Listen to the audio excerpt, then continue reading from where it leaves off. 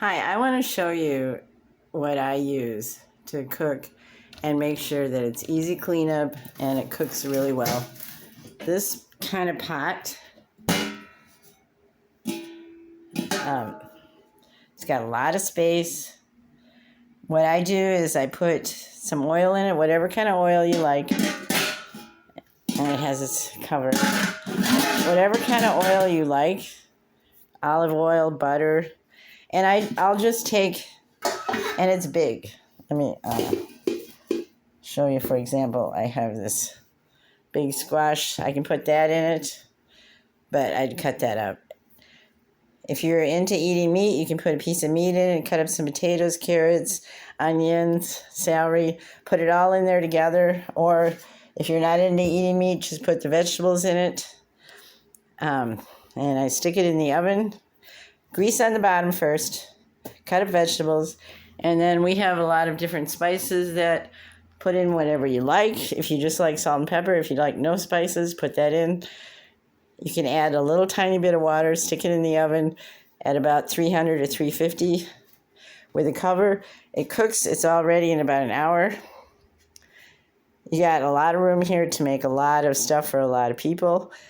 And what I'll do is, if there's leftovers, if it's pretty full still, I'll just put the cover back on it and stick it right in the refrigerator like that.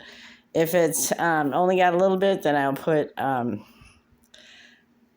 in a container or a plastic bag and put that in the refrigerator. And then to wash it, lots of times stuff will stick along the side here.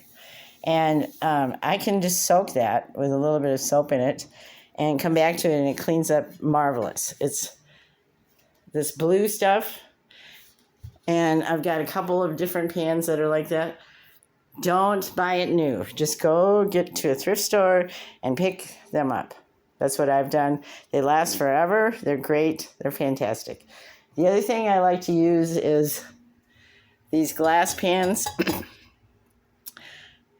They're really good for browning stuff, but they cook at a different rate than the metal. So it's something you have to get used to, and then if stuff sticks to it, that soaks and it's easy to clean. I just washed 2 of them that I cooked some stuff in yesterday. I would recommend those. You can cook yourself. You can make a cheap meal and have it last even all week long, depending on how big your family is. But it's always delicious. And when I'm cooking something in this one, I'll cook it for a little while, like, I don't know, half an hour, and then I'll open it up and stir it to make sure nothing's sticking. If something's sticking to the bottom of it, I'll add a little bit of water to it. It's easy peasy. It's wonderful and makes the whole house smell great. So you can do it. You can cook in your house for a lot cheaper than going out to eat. For example, you can buy a bag of potatoes for like $5 and carrots for a couple bucks, celery, onions. You know, that makes a really good hearty meal. And add whatever you like in it. It'll cook it good. You'll have a delicious food. And it's easy peasy. Everybody can do that. And then it all fits in my sink to soak, and I let it soak for sometimes overnight, except for I don't really like the smell of it overnight, but I'll soak it for a few hours at least.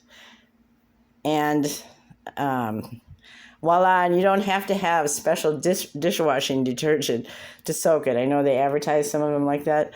I happen to like Shackley because it's a lot better for the environment, but sometimes I use something that's a little stronger for grease. This actually will get out grease. This is just a lot cheaper, actually, but I try to balance. But anyway, I'm not talking about that. I'm talking about how to cook something delicious. And then,